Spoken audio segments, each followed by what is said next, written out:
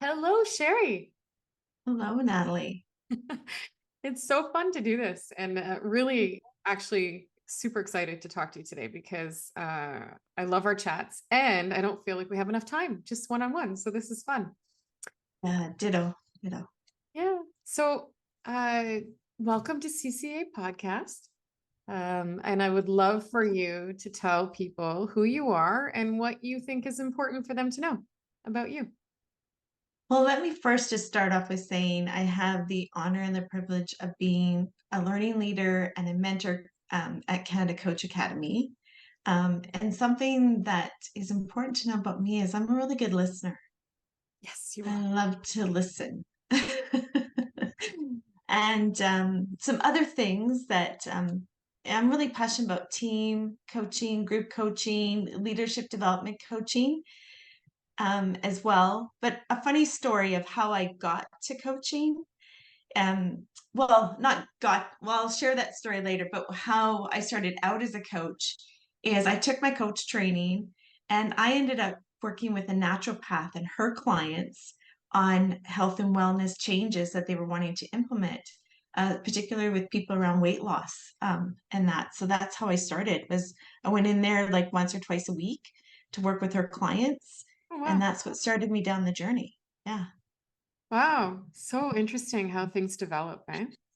So what Yes. was it about that experience that led you down the path of coaching? You know, it's the change. Like people were wanting to change behaviors, habits, all those things. And I noticed where people were getting stuck, like what things they weren't willing to give up. Like, well, I'm not going to give up. And it was just like, what changing, so what are the changes that they do want to make or can make? And their motivation around those changes, like the shoulds and all of those things. The readiness for change, Mm. like that's what comes to mind. Yeah.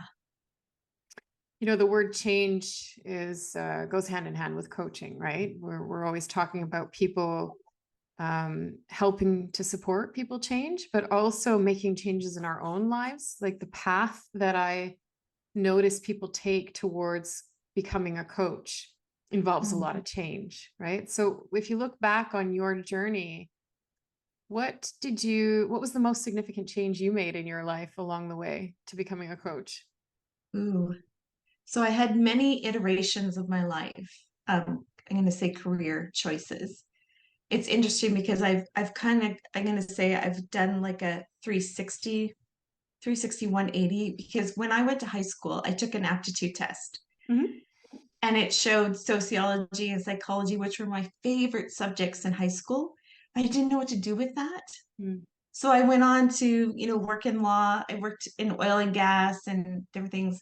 And before I came to coaching, took my coach training, I was working as a corporate paralegal and I needed to quit because I was burnt out. Like I had shingles on the backs of my knees. My doctor was wanting to put me on antidepressants. And I'm like, this is not my life. I need to quit. And then what was it, 3 or 5 months later, I found coaching and took my coach training. And I was like, oh my God, if I would have had this, I think I could have survived in the corporate world. Oh, interesting. Yeah. That brings me to another sort of perspective that I've noticed in my career in training people to become coaches. The idea that the first person that is helped by coaching is the person being certified to become a coach, right? This idea that Yes. as we learn, we are changing ourselves to then help others change towards what they want. So what was that? What is it about coaching that does that, do you think? What is that little Oh, sort of magic of coaching? the magic of a coaching. I feel like it's not like one thing. I feel like it's if I was to start somewhere, I think I would start with the coach and their mindset and who they are. Like yeah, that's what's coming to mind, but it's more than just that as well. So, yeah. Well, it is a mindset though, isn't it? Like coaching is a mindset. It's about adopting, elements of growth mindset. If we look at Carol Dweck's worth, work, sorry, or even, all of the different paradigms out there that exist in change, behavior change. Yeah. That coaching is so powerful in the way that we, I guess I want to say the way that we purpose our thinking, or we focus our thoughts, where we focus our thoughts. I think that's the most profound change for me as a coach, is knowing that, there's a moment where you kind of go, oh yeah, I can actually decide what I want to focus on. These things are happening, but I can decide what it means for me and where my energy will go, right? It's those moments that you realize that it's something you've cultivated over time. As a coach mindset is something you cultivate over time. And so what have you noticed about the people who come to our programs? We onboard groups of people every month, and they're from all over the world and in different industries and professions. Like, what are you noticing is the common thread? I'm going to say something, but I think it's just like what I'm currently seeing. Like, so my lens that I have on at the moment, and that's, and I feel like I see this in every class as well, is like that they just want to give advice. Mm. They just want to tell, and they're so used to that. Like, I work with, when I'm coaching leaders too, I got this promotion. And it's like, yeah. And, no longer are you the problem solver, right? You need to encourage others to take, Right. accountability and responsibility and do that problem solving together, come with the ideas and solution. And I see that in our classes as well with students, is, that, oh, but I find it so hard because I just want to tell. It's just quicker that way, right? And yeah, and just to see the evolution of that as they go through the weeks is very, very, the right word isn't exciting, but I'm just like, what's going on? Yeah. Yeah. Oh, I love that moment in a coach's journey where, and it's usually sometime somewhere after they've heard that advice monster video that we give them, Yes. and they go, oh my goodness, I have an advice monster that lives large in me. And then recognizing what that's about for them, like the ego, or that value proposition they believe is tied into advice. And when they can turn that off and they can really be present, the profound changes that they notice in others and the way they interact with others is so cool. Like, that's just, Yes.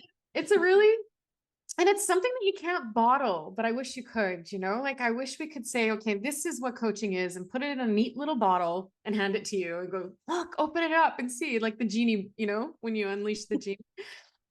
But we can't do that. But what we can do is talk about how, we've noticed like as coaches and also as helping others to become coaches.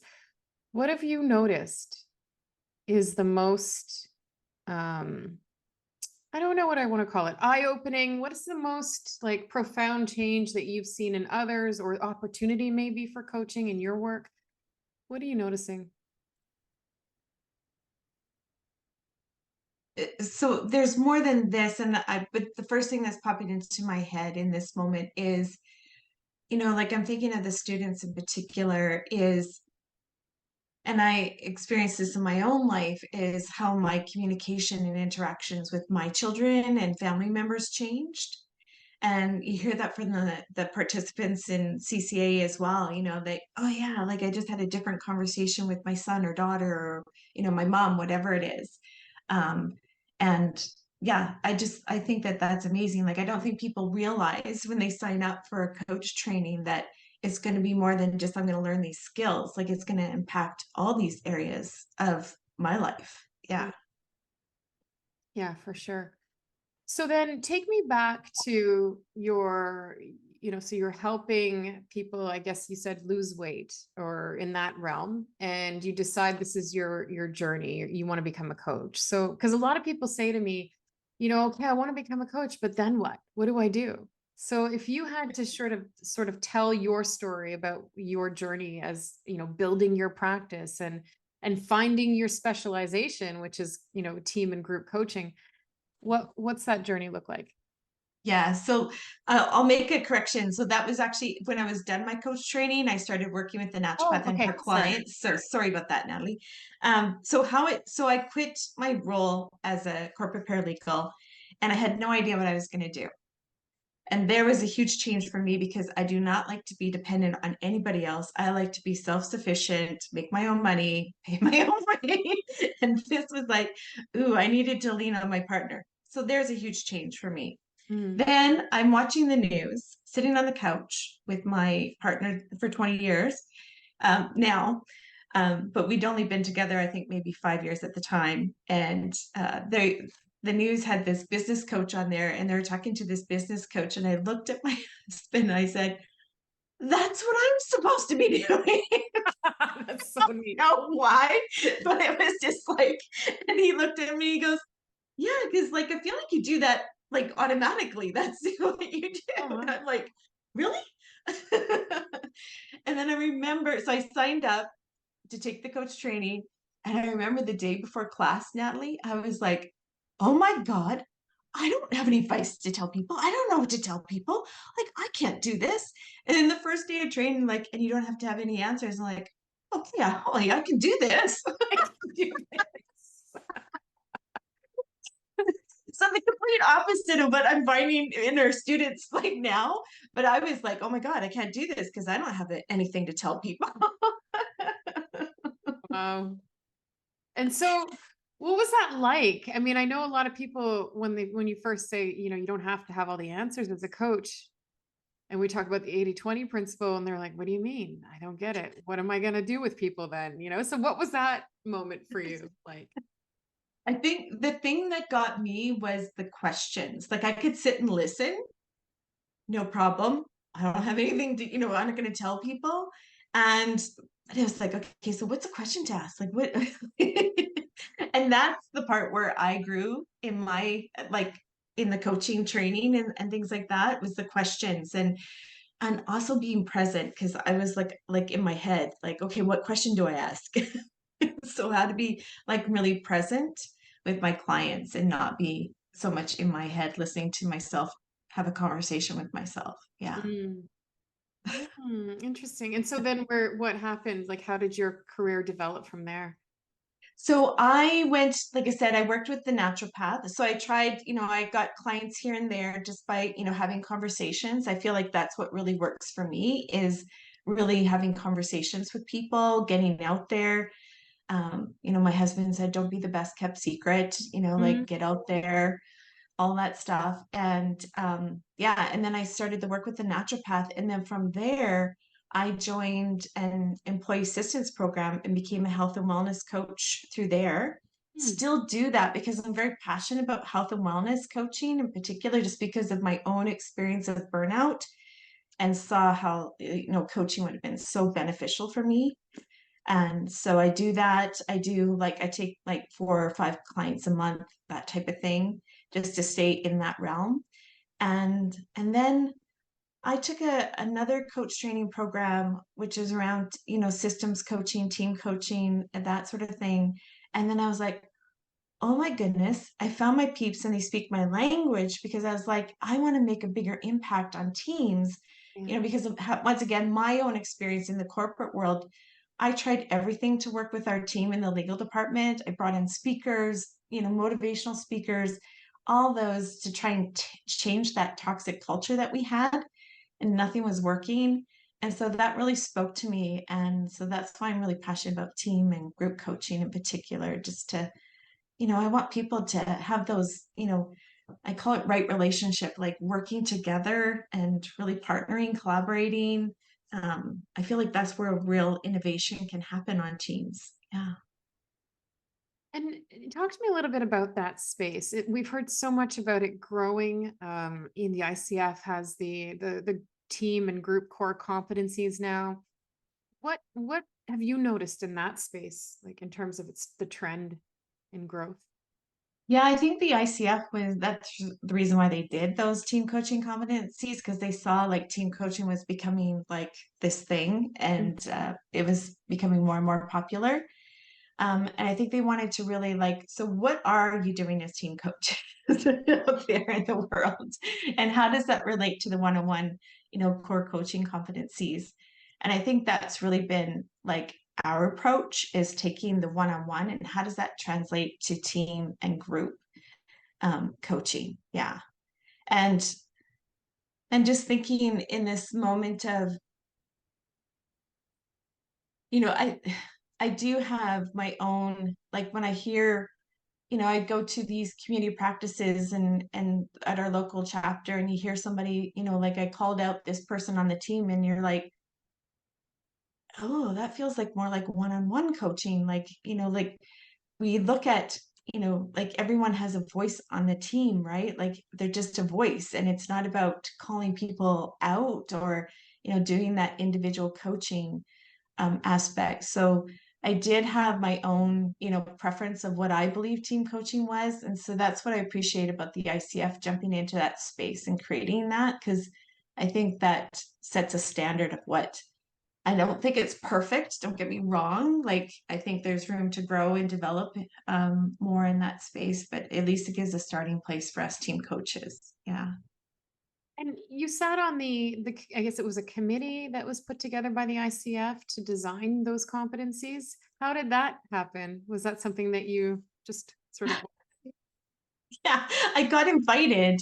And it just, I'm going to say I learned a lot about myself as a team coach, because they take you through all these.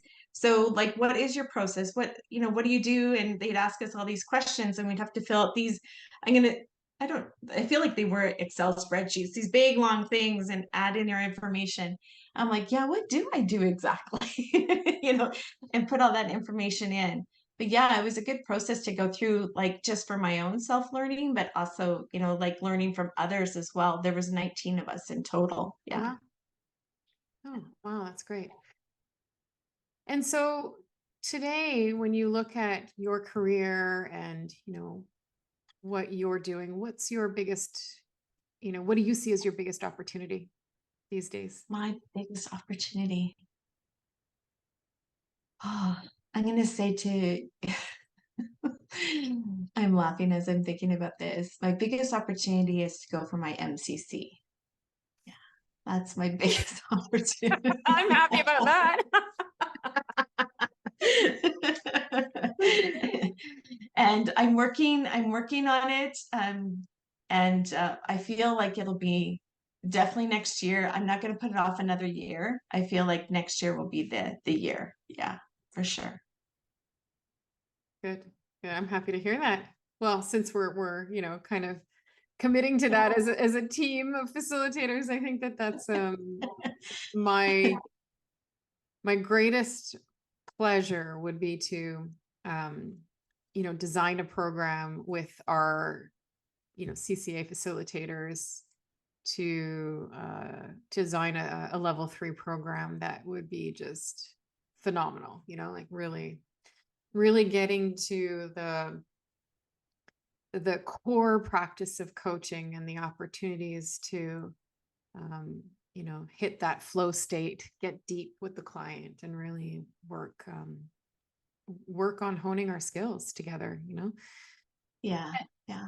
And just to add, Natalie, because I've been thinking about this lots for us at CCA around the MCC, and I think, when looking back on my advancement and growth and learning as a coach, I don't think, like sitting here now, I'm like, why did I wait until I had the hours? Like, why wouldn't I just, grow and develop in that space regardless of having the hours? Like, I don't know. What are your thoughts on that? Yeah, well, I mean, I truly believe, we talk about debunking the 10,000 hour rule in our program, right? That it's not the hours, it's the quality of hours that you pursue. And Yeah. so And not just that, because we can't predict that every coaching session is going to be a quality coaching session. We want it to be, but sometimes it just doesn't click, or, I don't know, we're human, right? Yes. And Yeah. so the reflection on those hours, the good ones, but the bad ones are the best opportunity for growth, right? So, I've learned so much. In fact, I think if I review my progression as a coach and my skills development, I've certainly grown and improved 10 times more from the crappy coaching that I've done than the great, like flow state type of like coaching that I couldn't have, you know, I couldn't, what am I trying to say? That they were so good. It was so flow that it was, um, in that MCC level for sure.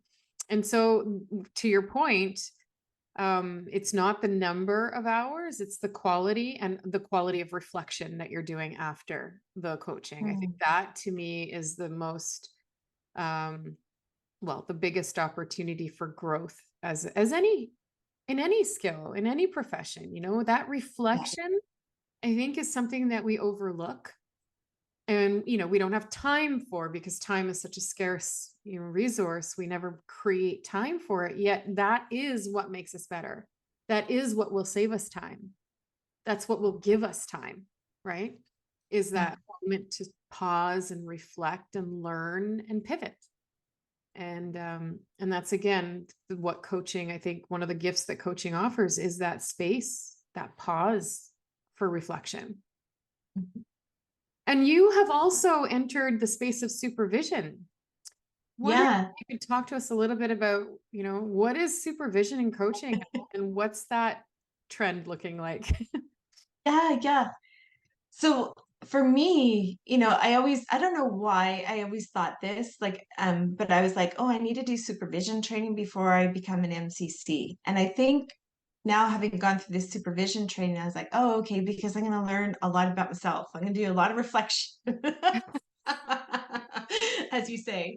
So yeah, so supervision is really that reflective space. It's like, it's a place to bring your practice to.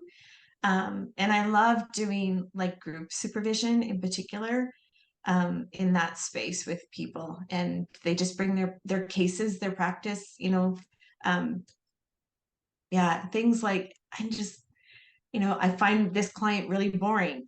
Okay, let's explore that. Let's reflect on that. And then, having had my own experience as well, is like, oh, this client, I don't know what it is, but every time I go, I've worked with them twice now, and every time I'm like, I feel imposter syndrome. Like, what is going on? I feel like I can't coach.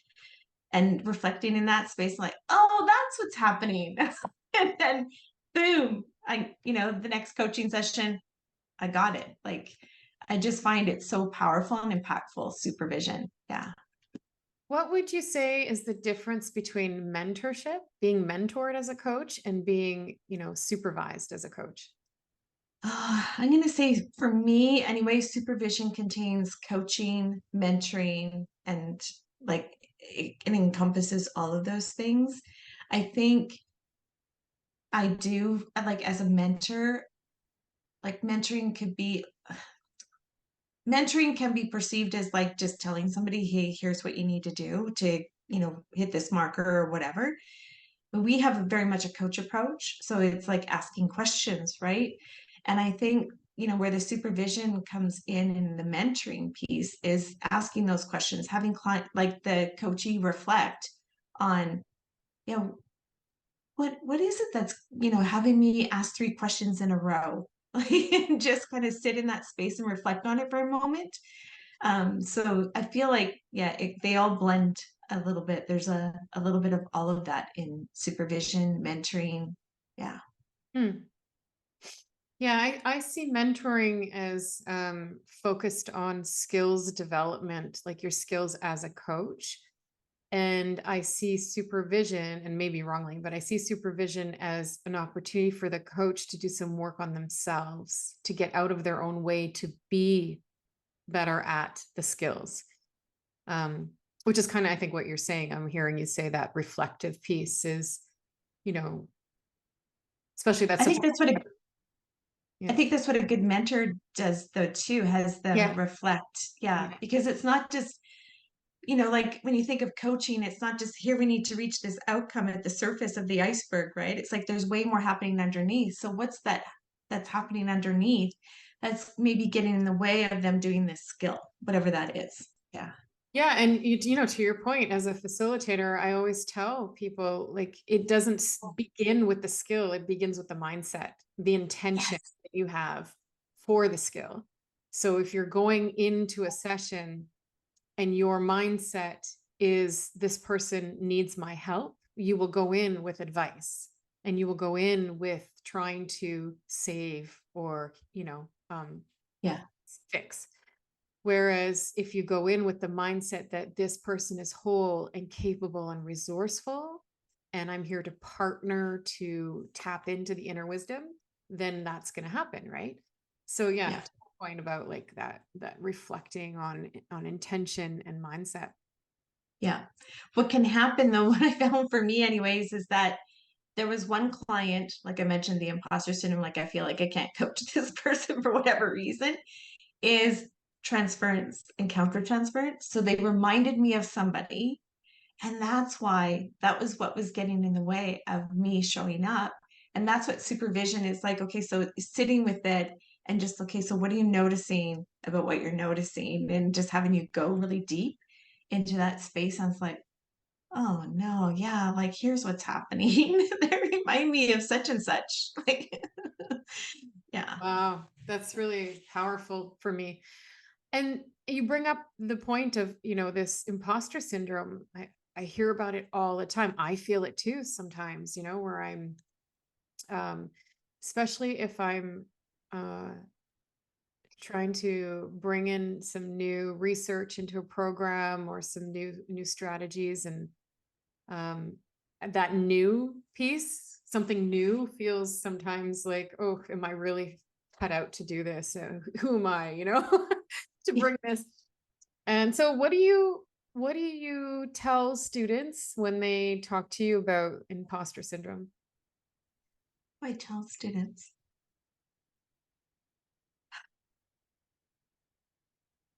I don't know if I tell so much, like,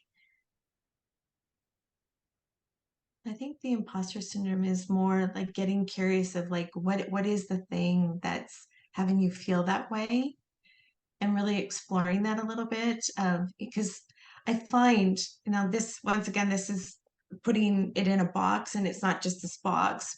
But I think the majority of the time it's like trusting themselves, trusting the client, and trusting the process.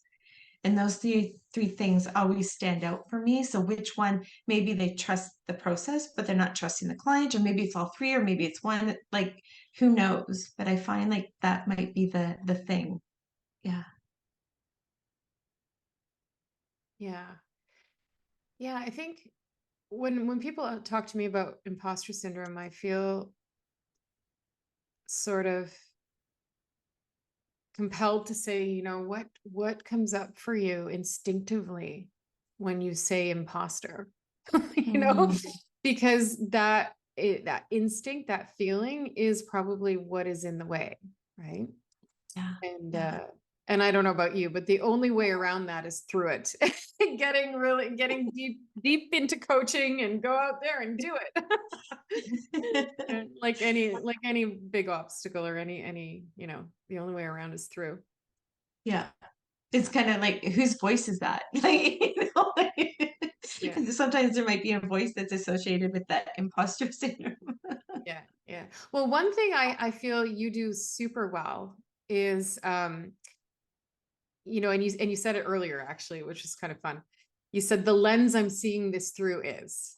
And so you're really good at articulating this whole idea that we all have a story that we'd come to believe as true, and we therefore take actions based on the meaning we make in our stories, right? The stories that we tell ourselves. And I find that you're very good at articulating that in your day-to-day conversation.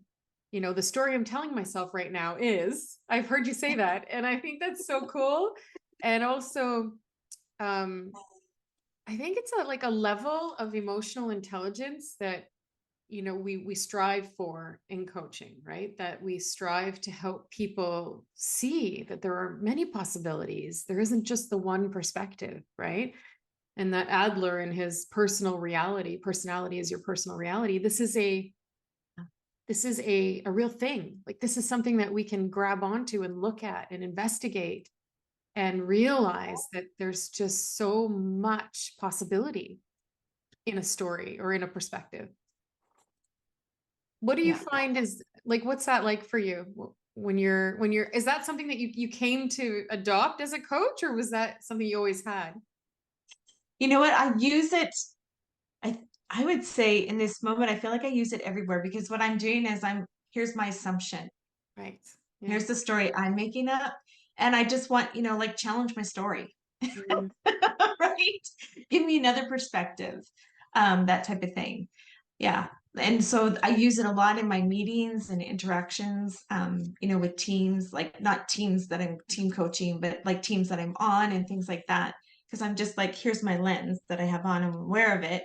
And yeah, like challenge it for sure. That's why I share it. I almost feel giddy inside because imagine if everyone spoke that way. The assumption I'm making is, and then blah, blah, blah, blah, blah. Or the story I'm telling myself right now is blah, blah, blah, blah. Like, imagine if they all spoke this way.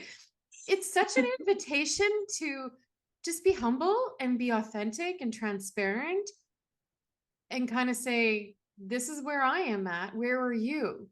Are we on the same page? But we don't, that kind of communication seems so obvious, yet we don't do it. And I just wonder why. Maybe we could avoid conflict and bring down barriers every single day, not just in a strategic meeting, if we were to adopt that kind of communication style. Because I've seen you do it over and over, and I often think, oh, I love that. Because it's so real. It's so like, okay, and now I know, like, oh, it's like an invitation, like you said, to challenge. Oh, well, that's, and also to close that gap between intention and impact, right? Yeah. If my intention is one thing and you're communicating to me, well, my assumption is this, then I could say, oh, wait, but that's not what my intention was. So here, let me tell you again in a different way. So yeah, it invites so much great conversation around getting things, well, right, I want to say, but more like clear, what do we say? What does Brene Brown say? Clear is kind. Yes. Yeah. Oh, and that brings me to Brene Brown. So tell us about your Brene Brown work. Yeah, I love, I think I got certified, my certificate in 2014. And since then, yeah, I've worked with a whole department, and the whole department was 40 people. And every time they onboarded somebody, they had to go through the Brene Brown, the Dare to Lead training, so they had this common language on the team. And so they knew, everybody knew, like, so when you're talking about, the story that I'm making, making up right now, like that sort of language. So those, I'm going to say rumble starters and things like that.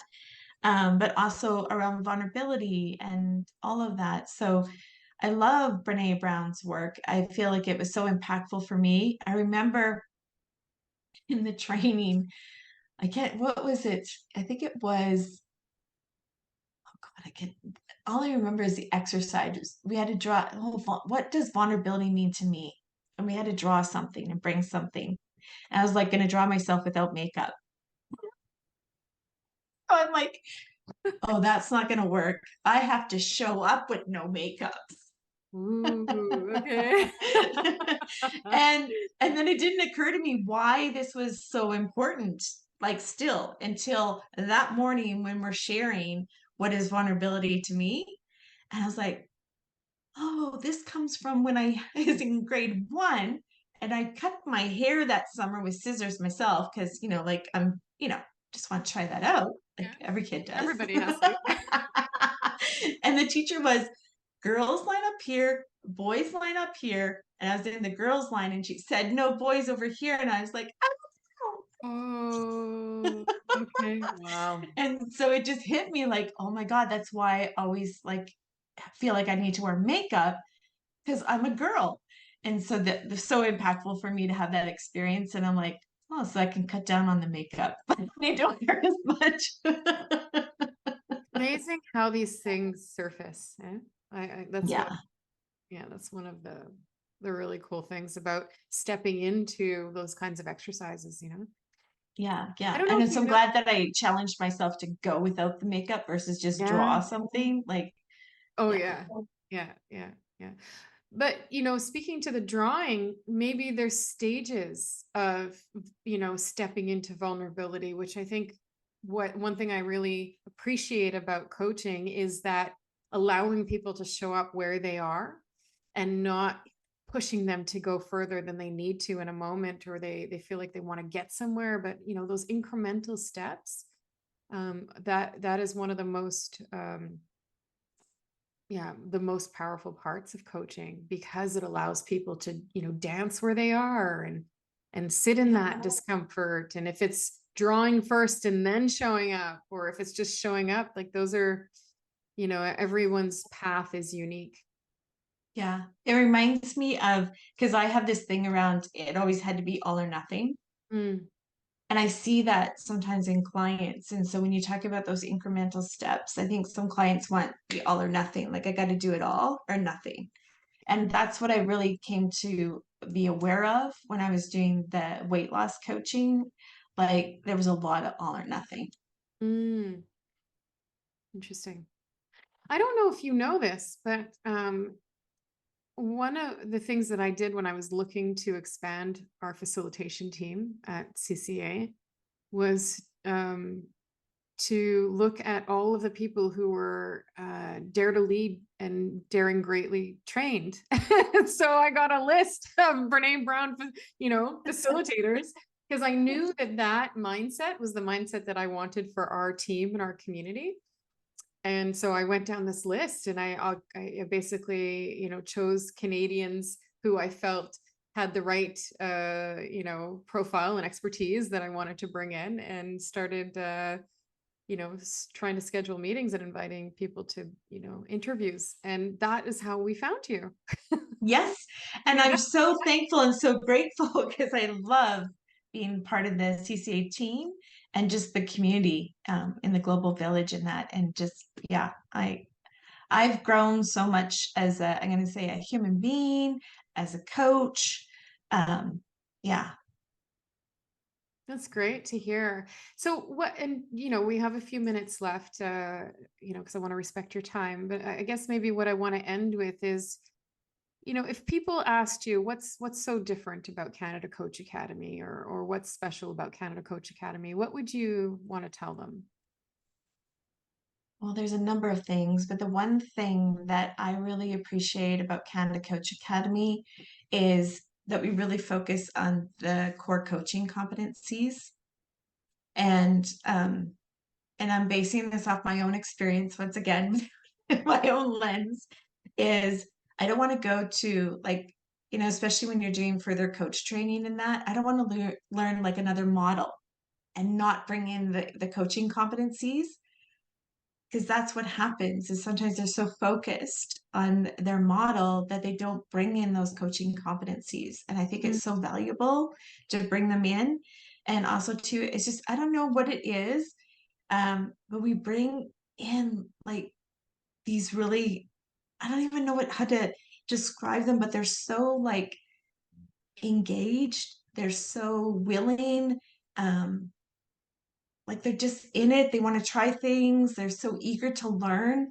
And yeah, like they're just, I want to say like they're superstars. They're like, I don't know what the recruiters are doing and that, but they're bringing in people that really want to learn and really want to put in the effort, and they're just there. They show up fully participate. well, you know, okay, so I noticed that too, but I want to toot our horn for a minute, and it's our because what I notice is people come into the programs and they express feeling nervous. They're not sure. Oh, I came and I, you know, this is new, it's big, it's different. or it's something they've been wanting to do for a long time. And there's a lot of nervousness. And I think the way that our programs are designed, the weekly flow and build up, the fact that our cohorts are never bigger than like 15, 16 people, and that we as facilitators have become very skilled at creating that safe space for people to, even the most timid person I find is willing to step into the circle in our classrooms. And I feel like it's because we've done a lot of work as a facilitation team to get that right, like to bring people together and create that safety, the psychological safety, but also the physical space feels safe. Mm-hmm. And bringing connection into the classroom, even in a virtual setting.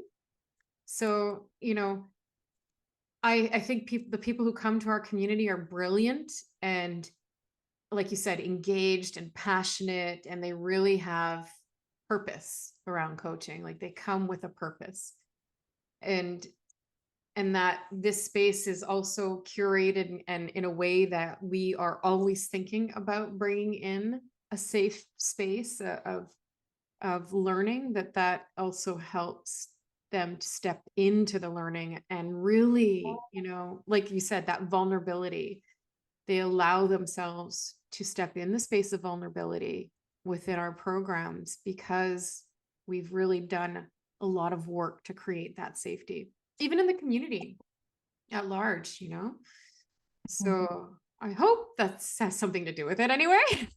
Yeah, well, you know how we started this conversation was the mindset, and then it kind of sprinkled throughout. And I'm coming back to that again is the mindset of the facilitators, right? Like what it is that we come in with that mindset of creating safety. And I think too that we're vulnerable in this space with them too. Like we show up as, transparent and um maybe transparent. Well, yeah, like I feel like there's some transparency of like we're learning leaders, like we're on the journey as well. Yeah, we can, we do have some expertise and things like that, but we're still learning as well.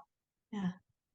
Oh yeah. Learning leader is something that I feel is super, they're just semantics or words, but it really is something that we believe in our community, that we aren't the expert in the room. We're here to share the expertise that we've, developed over time, but there is Yeah. no expert in the room. It's each of us learning and growing together.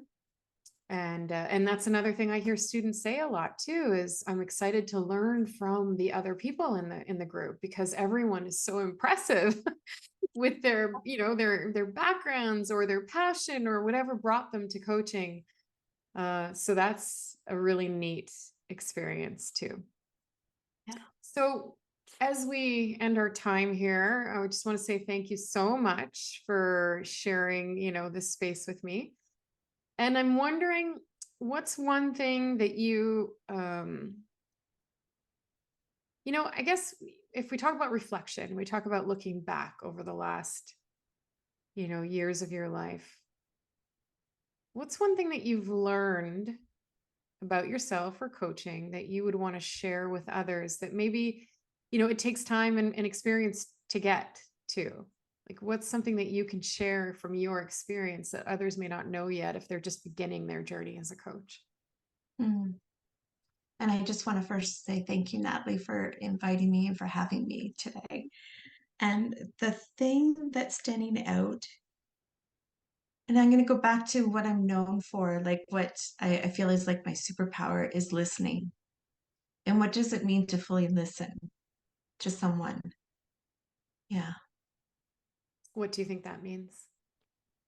I would say fully listening is not like, what's the question I'm going to ask next, or trying to make sense of what this person is saying.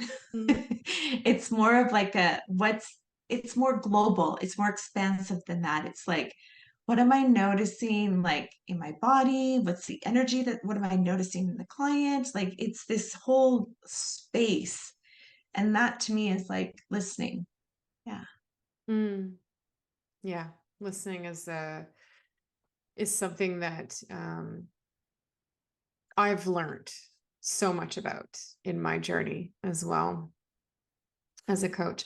And I just want to say that the soundbite that I'm going to keep from this conversation is don't be the best kept secret. I love that. I think that was great that your husband said that. So I think it's good advice. Well, and his other one was, I think you're treating your business like a hobby, Sherry. And so he had this sit Oh, down with me, and I'm like, oh yeah, you're right. don't treat your business like a hobby. Yeah, I remember you saying that once too. Right. That one is good too. Yeah. Yeah. Very wise man. Yes. Yes. I think there's a book in his future. Yeah. I'll tell him. Yeah. Well, thank you so much again. Super pleasure to be here with you, and I look forward to you coming back soon. I hope. Oh, thank you. I would love to. And thank you so much for having me, Nathalie. Yeah. My pleasure.